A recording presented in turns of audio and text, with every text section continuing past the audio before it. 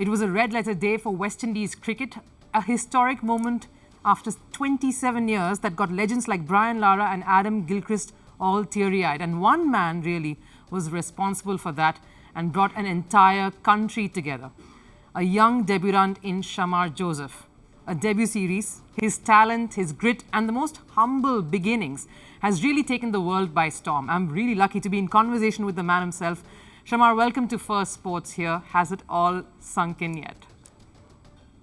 I'm actually happy to be here. Before I start, I always want to give God the praise and thanks, for what He has been doing for me in my career moving forward. Yesterday was a fairy tale. That's all I could say.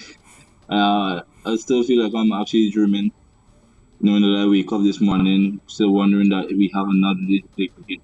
But I didn't know that it was over yesterday. So, like, I'm still in a shock, but I'm really happy that we did it as a team. Now, what was the mood like after that victory? We saw you racing away to the ropes despite having that injury. Everyone was chasing you. The mood was great, but afterwards, what was it like around in the dressing room? Well, I was just trying to get into the management team. I was just trying reaching out to them because they were supporting me, knowing that I was going through a lot with the pain on my toe. And, I was trying just getting to them to, get to hug them and let us rejoice together, knowing that we did it as a team once again. Beating Australia for in 27 years. 27 years. I wasn't even born the last time West Indies beat Australia. Coming here and do it for them and do it for my country, the entire Caribbean and the entire world, in fact. Because there are a lot of people out there supporting me, and it's amazing. I can't really explain how happy I am right now. Everyone was in tears. There were so many emotional moments there. Brian Lara apparently came right afterwards during the presentation. There was a lot of emotions running high back there. What was the best thing that you heard? You also visited the Aussie dressing room. Everyone came and sort of met each other. What's the best thing that you heard after the win? Well, Brian Lara came up to me. He was like, Shamar, you don't even know what you did there just now. You don't even have a clue, which I don't. But in other words, he was just telling me, like, coming out of nowhere and do this for our West Indies team. You are just a superstar. He used a lot of words to me, but, he was so happy, the tears of joy from him. He hugged me, he squeezed me. Ian Bishop, Circle, Rupha, all these men just come, they hug me, squeeze me, coaches, Andrew Cody, the entire management team. Everybody was just happy. It was just happiness in our dressing room. Pat Cummins, I went over to their side, and Pat Cummins, he hugged me and told me that, if it take to hit somebody toe and they come back and do this on the next day, he would love to get that every time he play test cricket. So, for my second test match, he showed great respect as a captain, and he sit and had a great conversation with me and tell me, how he's really happy and, proud that it's just my second test and coming out and do these things amazing. You mentioned the injury. It was painful when we saw it on Saturday. It was, yes, when Mitchell Starc delivery, and you're not supposed to play. Take us through that. How did it all pan out? Yeah, well, it's all about I wasn't giving up. After I get hit, I know that I could never make it at that point. Because I was in really a lot of pain. My entire toe was black and blue. The game was flush on the toe. So I went off, doc clean, put ice in it, just try. Nothing was working at that point. Now every tablet wasn't working. It was just hurting. I came home, take all of my pillow, put it on the foot side and take my foot and I just elevated a bit. Tried to get some rest. Didn't get to sleep that entire night. Till like 3-4 o'clock in the morning. Rest, catch up a little rest. Then wake up the morning, still feeling a lot of pain. I just went down, get breakfast, come back, say, Doc reached out to me, how you feeling? Just tell him now, well, Manny say, could just relax. I said, no, I'm sure, but Doc was like, Shamar, I want you to come to the ground for a reason. I know what the reason was, but, it was for a good reason. So I say, no problem. I cannot make it to play, but I would just still go and support these guys. So I went to the ground. That come clean my toe, gave me a few pills. I drank them, and doc strap on my toe. I said, start feeling a bit better. The pain start easing, and I just put on my boots. I walk around a bit, see how I felt. Go out, bowl, I even warm up. Just try to hurry bowl through. Just get the bowl through. See how my toes feeling. And it was okay. I say, alright, sure, I will play. I didn't even walk to the ground with even my playing clothes because my intention wasn't to play. So yeah, it's amazing that have a team and that believe in you and have confidence in you, knowing that when you need it mostly, it's really amazing that and I went out there with all that pain and do it for my team and my country and the entire Caribbean. I had to get off one of the guys jersey just to go out because the captain needed me to go out there. So I went out with one of the boy shirts, and after the over, my shirt come and I just went off, change off so quickly, and then went on back. Then how as I say, my team they believe in me so much. They not known me for a long time, but just being in the camp and being around each other is just a great privilege to knowing everyone and what they expect of you. So the expectation from me was quite highly from these guys, and they keep supporting me throughout the entire two test matches. Tell us about that day itself, the Sunday, even on commentary, even when they were down 6 wickets, even when it was down to 8 and still 29 runs left, of course, the commentators never gave you a chance. What was it like for you out there? When did you start believing?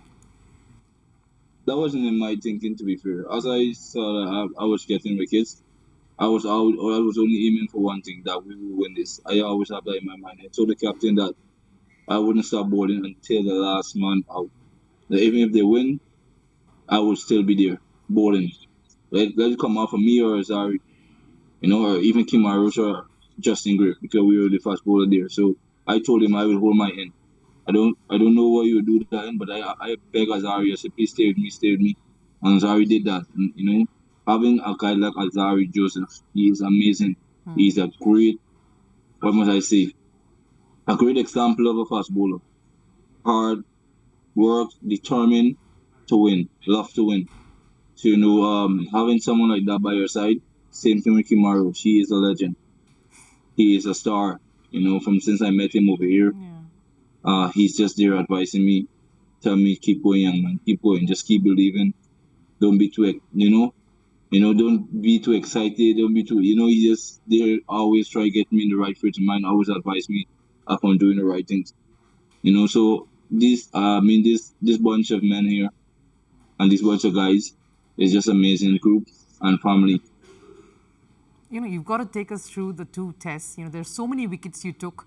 I know Sunday is special. The second innings at Gabba is special. But which is that one wicket that you would take back saying, this is the one? I mean, I know it was you took the wicket of your first delivery, but what was that special wicket for you? Well, I'll go back to the first test match. Definitely would be Steve Smith. That's as I mentioned earlier, that's my favorite player. Like, I really appreciate Steve Smith and love Steve Smith. He's a legend in the making. Yeah. He is a young superstar at the age of 33, if I'm correct. Yeah, he is a star. And watching Steve Smith bat yesterday, even though I was bowling, I put one thing in my mind: I will get him out. But he still can play that role. He hold until there's nothing more that he could have done. But it was amazing watching him bat, even though we are opposition. I love seeing Steve Smith bat. So I enjoyed it yesterday. It was a great game. I still think I'm dreaming here right now, but it's all happening, and it's happened for us. We'll, of course, keep living a lot of those moments over and over again, Shamar. But speaking of that switch between the two tests, of course, the first ended very, very dishearteningly for all of you. But there was this moment, a comment by Rodney Hogg after that first test calling you guys a pathetic team and had written you off. And your captain, Brathwaite, of course, mentioned that post the second test at the presentation. What were the conversations like amongst you? Obviously, he said that pumped you up. How were the conversations right after that first test before heading to Gabba? Yeah, well, when we hear that, that as Greg said, that motivates us a lot because we know that we are not pathetic or we are not hopeless. So when we heard that, it hurt, but that motivates us to show him that we can do better. Yeah. You know, because he look us as a young group and feel that we're not here to fight. We're here to fight. We wouldn't travel all the way from the Caribbean to come to Australia to just give up. Yeah. We believe. We have confidence in each other and believe. So winning this second test match just to prove to the world that we're here to play serious cricket. And moving forward, it will be the same thing. We're looking forward for the challenge coming ahead of us, no matter who we face. It's nice to hear you say this, Shamar, but I want to take you back to your own journey. We've seen and read so much about you, a little bit, at least over the last few days for sure, how your humble beginnings were. You were in a small town, you had to move away from it, how you, of course, escaped near death as well. You had a security officer, a security guard's role. All of that transforming to this moment here. Did you even dream of all of it? And what was that one moment that changed it for you to come to this point here? Yeah, well, when I came out after I leave my job to come on and play cricket, I met with a few guys from in Georgetown, that come and watch me play and say that, imagine Romario Shepherd, he's a West Indian player also, Yeah. he's someone that always tell me that I have talent, I have potential, and I could go far in this game. So, he used to bring me down from Borby to Georgetown, which is like an hour and probably 2 hours drive for training. So I used to come down with him. Then I met a few other guys that helped me and in terms of show me around what the cricket is like and how you could develop yourself and all these things. But most of in my career moving forward, I must say to Dr. Irfan Ali, our president, Guyana president, he is a star in the making. From my first class to CPL, from CPL to Super 50. I wasn't even in the Super 50 squad, and he make calls and he talk, he make sure that, I must be there. If the money had to come out from his own pocket, he would have paid for me to go there, and I must shout out to him, and I would love for him to hear this. I just want to appreciate the moments and the time that he spent doing things for me and will continue to do for me. He is a superstar You and a great man. Yeah, you mentioned CPL there, Shamar, the Caribbean Premier League for our viewers. That was a moment as well. I mean, of course, someone picked you and spotted you. It's an interesting story. Take us through that. Yeah, well, so the analyst from Guyana Amazon Warrior, Prasanna, he's all the way from India. He is living in South Africa. Oris can explain how much I appreciate this man around me. He's like a father or mother. He saw me bowl 2 balls, just 2 balls in the net, and that was it. He say, "I will get you into the Guyana team either next year, or if not, this year you will play CPL." So that same night, I went back and I come back to the game, watching the game in the stands. Timo Paul get injured right away. I receive a phone call. You have to play tomorrow night. So that was just amazing. When the president heard that too, I think like that was his call also. Imran Tahir. Yes. There's a lot of people that I would thank. I wouldn't be able to call everyone name, but there are a lot of people that was there for me throughout my career moving forward, especially the people from Barakar. When they heard that I'm playing CPL, oh my God, the reaction was, it was so much joy. People that didn't watch cricket came out to watch the game, stay up many nights to support me, and I will always continue to support Barakar because I know what they do for me, the sacrifice that they made. People that have their job to work the next day, they stay up like hours, all nights, then have to go to work. So I just want to shout out to them how much I love and care about them and what I want to do for them. God will be there with me to go through this race with them, definitely. I have to sort of end this interview towards at least a couple of questions. One of them has to be about your learnings from your childhood. I mean, we always say that we are sum total of our experiences. Not to say you didn't want any of it to happen, all of it has led you to this particular moment. What are your learnings from all of those different chapters in your life so far? They were hard.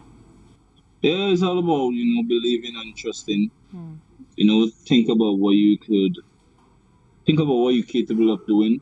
Obviously, cricket wasn't, you know, after I started working, I didn't have time to train.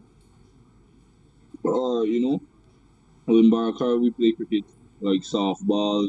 We have a sport we call the get the ball, or the man bat. It was just amazing coming up on Barakar, not knowing that you would have played for the West Indies. Never had that dream, to be fair. I was in Barakar. I never know about West Indies cricket and CPL and all these things. Yeah, but, while growing up, different fears and different experience come about. After I leave Barakar, I come out to New Amsterdam. I started working construction, security, barbering. I did a lot just to, maintain myself as a young man, try to better myself. And, as moving forward, you learn a lot. Because one thing I learned, I try to learn as fast as possible. Try to make things easier for me while moving forward in my career. So, meeting to this stage today, all I want to say is just thank God, that He was there guiding me. Wasn't say that I was doing everything the right way, but God was still there with me, helping me moving along my career, my family, my kids, my fiance, my parents. They didn't even want me to play cricket on Saturday because we are Adventists, and now, it's I'm so happy for the training moving forward before I get here today, because if it was for my parents and the training that they give me, probably I would not be here today. But I must say thanks to them for all that they have done for me and will continue to do for me. And I will be there for them anytime and always. We've heard you say this also, and you've always spoken of the importance of Test cricket, even at this age. You know that the world is changing. There's so much of T20 cricket. Do you still say this now at this point, that Test cricket playing for West Indies is important? Yeah, to be fair, this is always my dream playing Test cricket. Not just Test cricket, all format I want to play for the West Indies, ODI and T20. But one thing I must say, I think that this is something that, been pushing us as young men away from our cricket and our country, just don't want to go after. I look up to Azari Joseph. He played all format of the game and he have never missed a test match, and, that action encouraged me that if, Azari could do this, I could do this also. I want to dedicate myself to play a lot of Test cricket, a lot of ODI for West Indies. It doesn't matter how much, and I'll repeat this again, doesn't matter how much it takes. As long as West Indies have cricket, I will always make myself available. Because I think West Indies cricket get us to all these leagues and all these things. So this is where it starts, so this is where you have to come back. This is the mother earth for us, West Indies cricket. I look up to Mitchell Starr. It has been years that he refused IPL contract just to dedicate himself to Australia cricket. And I want to use that as a role model for me moving forward in my career. We obviously want to wrap up this interview, not keep you here too long, Shamar. What's the one thing you want to tell others, many youngsters like you, who think it's a big struggle and think it's nearly impossible to play for your country and to move up the ranks in international cricket? What would you tell them? As long as you have self-belief and people believe in you also, things could always happen. So the moment that I get into Ghana team, I told a lot of those guys, I gave myself 2 years to play Ghana cricket, and I'll play for the West Indies. It didn't meet a year properly in the West Indies team. So, it's amazing. It's really amazing that, I'm here today, and I will continue to be here by God's grace. All right, Shamar, it's been a pleasure really speaking to you. Thank you so much for giving us your time. And of course, the world is watching you. All eyes are on you, and we'll see how and where you head from here. I'm sure you'll impress us and keep doing so in the years to come.